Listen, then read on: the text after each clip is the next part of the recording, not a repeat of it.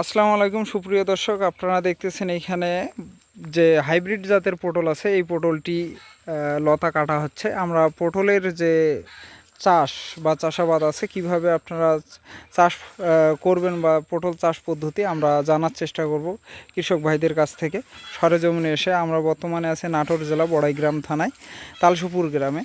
তো আপনারা চাইলে এখান থেকে এসেও সরাসরি নিয়ে যেতে পারেন চারা, বা আপনারা কুরিয়ারের মাধ্যমেও নিতে পারেন। তো চলুন পটল চাষ সম্পর্কে আমরা এক ভাইয়ের কাছ থেকে বিস্তারিত জেনে আসি। আসসালামু আলাইকুম ভাই। ওয়ালাইকুম আসসালাম ভাই। তো ভাই কি করতেছেন? এই পটলের লতা বাঁচতেছি ভাই। আচ্ছা ভাই, পটলের লতায় বাঁচতেছেন, এই পটল চাষ সম্পর্কে আমাদেরকে কিছু ধারণা দেন, কিভাবে চাষ করতে হয়। মূলত পটলের লতা থেকে চারা হয়, বীজ থেকে চারা হয় না। বীজ থেকে চারা হইলে ওই গাছে পটল ধরে না।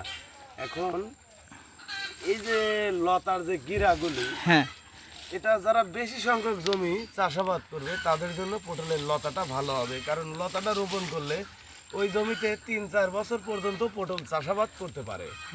আর যদি আপনার টবের চারা করে তাহলে সে জমিতে 1 বছরে, দেখেন টবের চারাটা করতে হয় হচ্ছে এভাবে রিং করে। তখন দেখা যায় সংখ্যাটা আসে কি, রিং করলে আলুর সংখ্যাটা আসে। আচ্ছা, আলুর সংখ্যাটা আসে। আর যখন এই লতাটা পেরে দিয়ে লাগাবে, সরাসরি জমিতে লাগাবে, ওই গাছটা শক্তিশালী দ্বিগুণ হবে। শক্তিশালী। হ্যাঁ, শক্তিশালী দিক দিয়ে দ্বিগুণ হবে। আর পটলের 2 ধরনের বিভক্ত থাকে, একটা হচ্ছে পুরুষ ইমেল আর হচ্ছে মেল ইমেল, আর একটা ফিমেল থাকে। তো পুরুষটা আলাদা করে লাগাইতে হয়। 10টা মেয়ে লতা লাগানোর পরে একটা পুরুষ লাগাইতেই হবে। পুরুষ উভয়েরই প্রয়োজন আছে। আচ্ছা, মাটিতে কিভাবে লতাটা বসাবে, কিভাবে? মাটিতে লতা বসাবে মূলত আমি দেখাবো আপনাদের। এই যে লতাটা একটা গিরা আছে, হ্যাঁ, এভাবে মাটিতে পেরে দিতে হবে।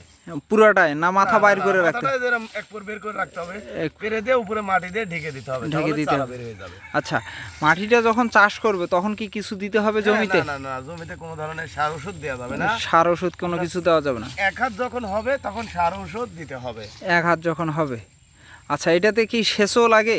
হ্যাঁ, মাঝে মধ্যে মাটি যখন শুকায় যায় আর প্রথমে একটু কাদার ভিতর লাগালে গাছগুলি সব বের হয়ে যায়, একটাও মিস্টেক হয় না। মিস্টেক হয় না? হ্যাঁ হ্যাঁ। আচ্ছা, এটা কি লবণাক্ত মাটি, যেমন আমাদের চট্টগ্রামের ওই দিক দেখা যায় যে লবণাক্ত মাটি, এগুলাতে কি হবে? লবণাক্ত মাটি বলতে কি, এই জিনিসটা চাষের জন্য উঁচু জমি লাগবে, যে জমিতে বন্যার পানি বা বৃষ্টির পানি জমে থাকে না, বেঁধে থাকে না, এমন জমিতে আপনার পটল চাষটা করতে হবে। আচ্ছা, আপনার ওই পুরুষ চারা আপনার 10টায় একটা লাগে? হ্যাঁ, 10টা একটা। আচ্ছা, আমরা আরেকটা বিষয় জানতে চাচ্ছি যে আপনার 1 বছরে বা 1 সপ্তাহে 33% বা 30% কতটুকু ফলন আসতে পারে? প্রথম অবস্থায় 1 মণ, 1.5 মণ, 2 মণ, 5 মণ এভাবে উঠতে উঠতে 18-20 মণ পর্যন্ত ওঠে। ওঠে? হ্যাঁ। হ্যাঁ, মানে এটা গড়ানে দেখা যায় যে আপনার 10-12 মণ বা 15 মণ এইরকম আসতে পারে প্রথম সপ্তাহে, কারণ সর্বপ্রথম তো একবারে 20 মণ আসবে না। না না, একবারে 20 মণ আসবে না আচ্ছা ভাই। আচ্ছা, আপনারা এটা কোথায় বিক্রি করেন, কোথায়? এটা আমি অনলাইনে সারা বাংলাদেশে দেই, আর বিশেষ করে আমার ফেসবুক আইডিতে আপনার অনেক জায়গায় জায়গায় দিছি। ওরা যারাই নিছে প্রায়জনই লাভবান হয়েছে। আচ্ছা, ওদের দ্বারাই কাস্টমার পাই। আর দ্বিতীয় কথা, আমার যে এলাকা, আমার এলাকার সবাই আমার বাড়িতে এসে নিয়ে যায়। আচ্ছা, আপনার নার্সারি আছে অপোজিটে, দেখেন। আচ্ছা, এই যে আপনার ওইদিকে দেখতেছেন, ওইখানে অপোজিটে নার্সারি আছে। আপনারা চাইলে এইখান থেকে চারা বা লতা দুইটাই সংগ্রহ করতে পারেন। আচ্ছা, এই লতাগুলো কি হিসাবে বিক্রি করতেছেন? লতাগুলি বিক্রি করি হচ্ছে জমির পরিমাণ হিসাব করে। জমির পরিমাণ হিসাব করে? হ্যাঁ হ্যাঁ। আচ্ছা আচ্ছা, এই লতাগুলোর পর একটার পর আরেকটা কত দূর দূরত্ব দিয়ে লাগাইতে হয়? মানে লতাটা 1 হাত পর পর 2টা করে লতা একসাথে পেরে দিয়ে লাগাইতে হয়। 2টা করে লতা একসঙ্গে থাকবে? হ্যাঁ হ্যাঁ হ্যাঁ। আচ্ছা, শোয়াই দিয়ে আর কি, মাথাটা বাইর করে দিয়ে আর কি লাগাইতে হয়? এভাবে শুইয়ে দিয়ে হ্যাঁ, মাটি 1 ইঞ্চি মাটির নিচে থাকবে, একটা গিরা বের হয়ে থাকবে। একটা গিরা বাইর হয়ে অর্থাৎ থাকে মিষ্টি আলু যেভাবে রোপণ করে ওইভাবে? মিষ্টি আলু একই সিস্টেম? একই সিস্টেম। আচ্ছা, আপনারা শুনলেন যে যেভাবে আর কি লাগানো হয়। আচ্ছা, এই গাছটা যখন মানে এটা কি জাংলাতেও হবে বা আপনার ইয়াতে? মূলত জাংলাতে করলে একই জমিতে 2-3 বছর করা যাবে। 2-3 বছর করা যাবে? হ্যাঁ। আচ্ছা, জাংলার নিচে কি কোনো কিছু চাষ করা যাবে? না, জাংলার নিচে প্রথম অবস্থায় যখন লতাটা রোপণ করবে, আলু টালু রোপণ রোপণ করতে পারবে, কিন্তু যখন গাছটা হয়ে যাবে তখন আর কিছু তখন আর চাষাবাদ কিছু করতে পারবে না। চাষাবাদ এখন ধরেন আগাম লাগাচ্ছে, ওর সাথে সাথী ফসল হিসাবে আলু, পেঁয়াজ, তারপরে আপনার পাতাকপি, ফুলকপি, বাঁধাকপি, বিভিন্ন কিছু আপনার হচ্ছে চাষাবাদ করতে পারবে। এর সঙ্গে সাথী ফসল হিসেবে। সাথী ফসল হিসাবে আচ্ছা। 100 দিনের ভিতরে আবাদ করতে হবে। 100 দিন? যে আবাদই করুক 100 দিন।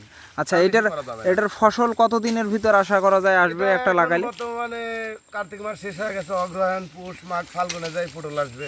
আচ্ছা, আপনার এইটা পটল যখন জাংলাতে উঠে যাবে এটার কি স্প্রে দিতে হয় বা হ্যাঁ, মাঝে মধ্যে সার? স্প্রে করতে হয়, ভিটামিন আছে, সিলেটের জিঙ্ক আছে, তারপর বিভিন্ন ভিটামিন, কীটনাশক। কারণ অনেক সময় আবার দেখা যায় যে অনেক ছত্রাকনাশকের নতুন ওষুধ আছে। কৃষক বিভিন্ন প্রকার সমস্যার সম্মুখীন হয়, তো হ্যাঁ, হ্যাঁ। সেক্ষেত্রে আপনাকে ফোন করলে আপনি হ্যাঁ, কি সম্পূর্ণ লাগবে? পরামর্শ দিই আমি, সমস্যা নেই। আচ্ছা, তো স্প্রেটা কি মূলত সপ্তাহে দেওয়ার লাগে না 15 দিন? সপ্তাহে বলতে কি, এটা জমির ভাব লক্ষণ বুঝে তারপরে আপনার দিতে হয়। আচ্ছা আচ্ছা, মূলত রোগ কি আসে ইয়ার? মূলত সাদামাছি ডিস্টার্ব করতে লাগে, তখন ওই প্যাগাসাস ওষুধটা দিতে হয়। ও, তো আপনারা শুনলেন বিস্তারিত পটল চাষের। আপনারা যাদের প্রয়োজন আছে লতার, আপনারা যোগাযোগ করে স্ক্রিনে দেওয়া নাম্বারে কল করে নিতে পারেন। ধন্যবাদ।